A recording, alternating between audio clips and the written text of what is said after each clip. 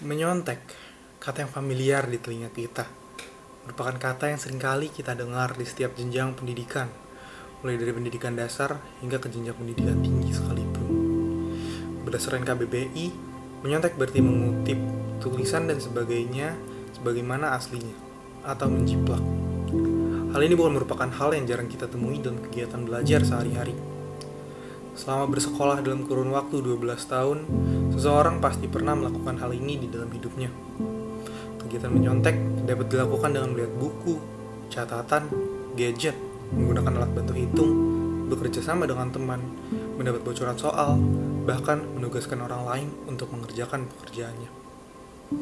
Perilaku mencontek ini merupakan perilaku yang menunjukkan suatu kegagalan dalam sistem pendidikan kita, terutama pendidikan karakter. Kegiatan menyontek merupakan kegiatan yang sangat mendasar yang dapat menggambarkan kepribadian seseorang. Namun, kebiasaan menyontek di dunia pendidikan sudah dianggap lazim, walaupun semua orang tahu perbuatan tersebut bersifat buruk dan bisa menghancurkan mentalitas generasi penerus bangsa. Lalu, mengapa kegiatan mencontek ini bisa tetap marak dilakukan di dalam kegiatan belajar mengajar? Jawabannya satu, tuntutan. Setiap sekolah yang menggunakan kurikulum sesuai dengan yang berlaku di Indonesia selalu menciptakan suatu standar nilai terendah bagi para muridnya, yang biasa disebut KKM, kriteria ketuntasan minimal. Bukan hanya sekolah yang menuntut, para ayah dan ibu juga banyak yang memarahi anaknya karena mendapat nilai yang menurut mereka kurang bagus. Hanya sebuah angka, namun efeknya sangat fatal. Selain itu, cemoohan dari teman-teman juga menjadi salah satu pemicu adanya kebiasaan menyontek. Tuntutan yang ada ini, baik dari pihak sekolah, keluarga, maupun lingkungan, membuat kepercayaan diri anak menurun. Hal inilah yang mendasari adanya kegiatan menyontek. Anak yang takut mendapat nilai di bawah standar, tentunya akan menggunakan berbagai cara untuk keluar dari situasi tersebut dan mencari cara untuk mendapat nilai yang ideal menurutnya. Disinilah aspek pertama pendukung kegiatan menyontek berperan. Kepribadian. Seorang anak yang memiliki kepribadian yang baik tentunya akan memaksa dirinya untuk belajar lebih keras agar bisa mendapat nilai yang dia inginkan. Namun, di sisi seberang, ada anak yang memikirkan jalan pintas untuk meraih nilai tersebut. Lemahnya kepribadian seorang anak membuat dia mengambil jalur pintas yang ia sadari tidak baik demi mencapai keinginannya. Keputusan tersebut didukung lagi oleh aspek kedua, kesempatan. Adanya berbagai kesempatan seperti lemahnya guru, pandangan terhadap pencontek yang dianggap lazim, perkembangan teknologi, menciptakan berbagai kesempatan bagi para murid untuk melancarkan kegiatan tersebut. Dan yang ketiga, kesalahan sistem nilai. Sistem yang berorientasi pada nilai yang berbentuk angka menyebabkan para murid merasa kurangnya penghargaan terhadap kejujuran mereka. Berbagai penghargaan yang ada hanya kepada anak-anak yang mendapat nilai tinggi dan bisa menjadi juara kelas.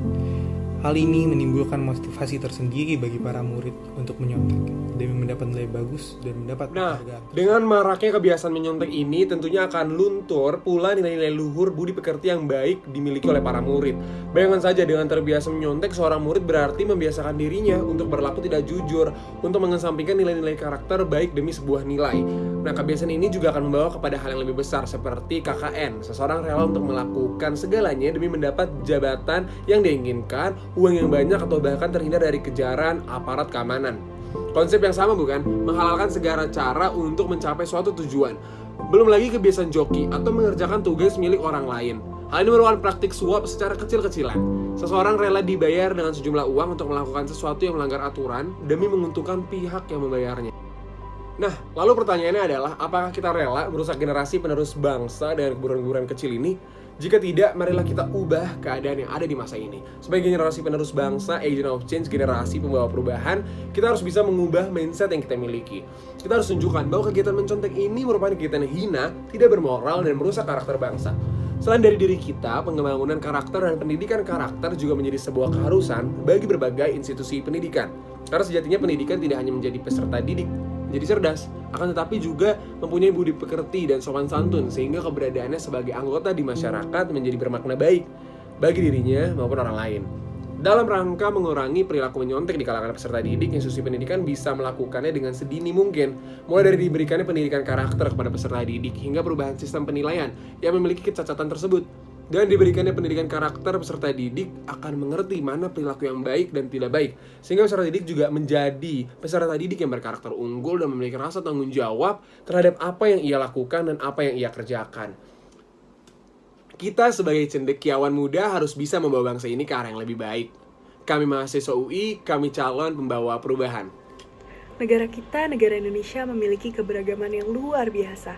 Oleh karena itu diperlukan ideologi yang dapat mempersatukannya. Pancasila merupakan pedoman hidup Indonesia. Pancasila tidak hanya berperan sebagai dasar negara, tetapi juga sebagai ideologi nasional bangsa. Hal ini bermakna bahwa nilai-nilai dalam Pancasila itu menjadi cita-cita dan tujuan penyelenggara negara. Nilai-nilai Pancasila juga menjadi sarana pemersatu bangsa. Selanjutnya saya akan membahas mengenai separatisme. Apa sih separatisme? Separatisme itu sendiri artinya adalah paham berupa suatu gerakan untuk membuat negara sendiri. Separatisme dapat disebabkan oleh beberapa hal. Krisis ekonomi dan kemanusiaan adalah alasan pertama. Ekonomi yang rendah dapat mengakibatkan kejahatan seperti merampok bahkan hingga membunuh. Pemulihan ekonomi yang lamban bahkan stagnan juga menjadi salah satu penyebab munculnya separatisme. Politik licik dan masalah sosial menjadi pemicu lainnya. Pejabat korup memperjuangkan kepentingan pribadi dan adanya intimidasi kepada kaum tertentu. Di Indonesia ada beberapa kasus separatisme yang bertentangan dengan nilai ketiga Pancasila. Beberapa di antaranya ada Gerakan Aceh Merdeka atau GAM dan Organisasi Papua Merdeka atau OPM. GAM sendiri adalah sebuah organisasi separatisme yang memiliki tujuan supaya Aceh terlepas dari NKRI. Konflik antara pemerintah RI dengan GAM terus berlangsung hingga pemerintah menerapkan status darurat militer di Aceh pada tahun 2003. Pada tahun 27 Februari 2005, pihak GAM dan pemerintah RI memulai tahap perundingan di Fanta, Finlandia. Dan pada 17 Juli 2005, setelah perundingan selama 25 hari, tim perunding Indonesia berhasil mencapai kesepakatan damai dengan GAM di Helsinki, Finlandia. Sedangkan lalu selanjutnya ada OPM. OPM adalah organisasi yang didirikan pada tahun 1965 untuk mengakhiri pemerintahan Provinsi Papua dan Papua Barat di Indonesia yang sebelumnya dikenal dengan Irian Jaya, serta untuk memisahkan diri dari Indonesia. Gerakan ini dilarang di Indonesia dan tidak mendapat dukungan dari dunia internasional yang masih mengakui kedaulatan Indonesia. Bahkan hingga saat ini masih banyak terjadi kasus pemberontakan dari OPM yang berdampak langsung terhadap warga Indonesia. Korupsi merupakan suatu tingkah laku yang menyimpang dengan cara memperoleh keuntungan status atau uang yang menyangkut diri sendiri, perorangan, keluarga dekat, kelompok sendiri dengan cara melanggar aturan yang menyangkut tingkah laku pribadi. Secara konteks, korupsi dilakukan secara personal atau kelompok untuk tujuan memperkaya diri sendiri dan akan berdampak merugikan bagi masyarakat sekitar.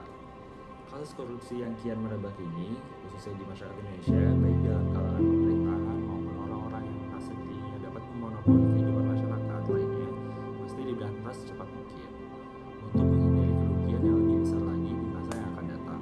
Oleh sebab itu, salah satu cara pemberantasan yang terbilang paling efektif di era modern seperti sekarang ini adalah dengan cara memberikan pengetahuan dini mengenai anti korupsi kepada masyarakat. Nah, korupsi sebagai masalah keserakahan elit telah mencoreng citra bangsa di mata internasional. Sangatlah wajar apabila kampanye anti keserakahan dijadikan sebagai salah satu upaya memberantas korupsi. Seperti banyaknya faktor penyebab terjadi korupsi, tapi faktor tersebut berpusat pada satu hal saja, yaitu toleransi terhadap korupsi. Nah, kampanye anti keserakahan ini dapat membentuk pribadi anak bangsa dan masyarakat Indonesia dalam menangani keinginan untuk mengambil hak-hak yang tidak seharusnya mereka miliki. Kami, mahasiswa UI, kami generasi penerus bangsa. Kami mahasiswa UI, kami generasi penerus bangsa. Kami mahasiswa UI, kami generasi penerus bangsa. Kami mahasiswa UI, kami generasi penerus bangsa. Kami mahasiswa UI, kami generasi penerus bangsa. Kami mahasiswa UI, kami generasi penerus bangsa.